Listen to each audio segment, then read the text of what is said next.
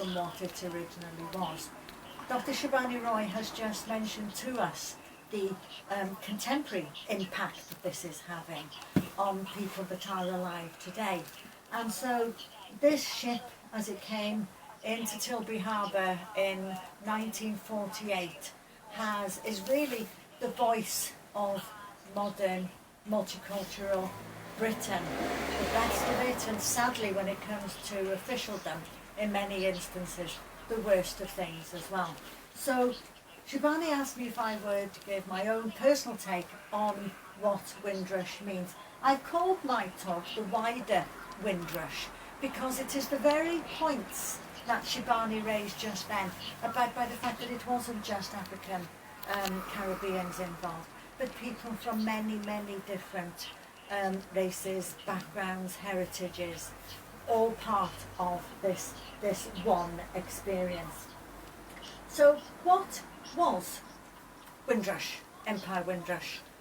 To start with, it's just a boat. But when we talk of the Windrush generation, these were part of a long movement of people that came in on many, many ships. The Windrush itself came in 1948, but ships that started coming in post-war, 1947, 1946 maybe, and those considered to be of the Windrush generation are still people coming in from the Commonwealth up until the 1970s.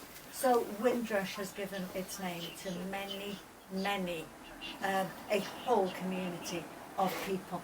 Surely by now several 100,000 people who have come to Britain. Now the Empire Windrush wasn't its original name.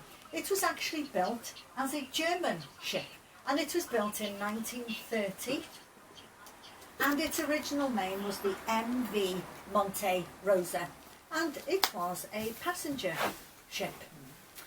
And it wasn't sunk during the war, hence the fact that it survived, and at the end of the Second World War it was given as a prize to the British government. And it was renamed Empire Windrush as a tribute to those brave people from across the British Empire that supported British endeavour during the Second World War. It wasn't so much, of course, Britain in the war, but Britain and its entire empire and Commonwealth in the war. And there wasn't a single part of empire that did not support Britain at the time that it needed it. It came into Tilbury in, as I said, 1948 with 1,027 passengers and 2 stowaways. I'll be coming to who those were in a minute. But yes, the ship's name has become synonymous with a whole generation of people who came here to to help rebuild Britain after the war. What's important, and the story frequently absent, is the fact that so many of them were from Southeast Asia and from Asia itself, from China, from India, what have you. But why were they in the Caribbean in the first place? And that is the story that we need to look at now. And of course this is a story that is very unpleasant to share, because it has to deal with slavery and the slave trade. As I'm sure we all know, Britain's and Europe's involvement in slavery came from the triangular slave trade, where all sorts of goods were manufactured in Britain and in Europe. They were taken down to the west coast of Africa to be exchanged for Africans.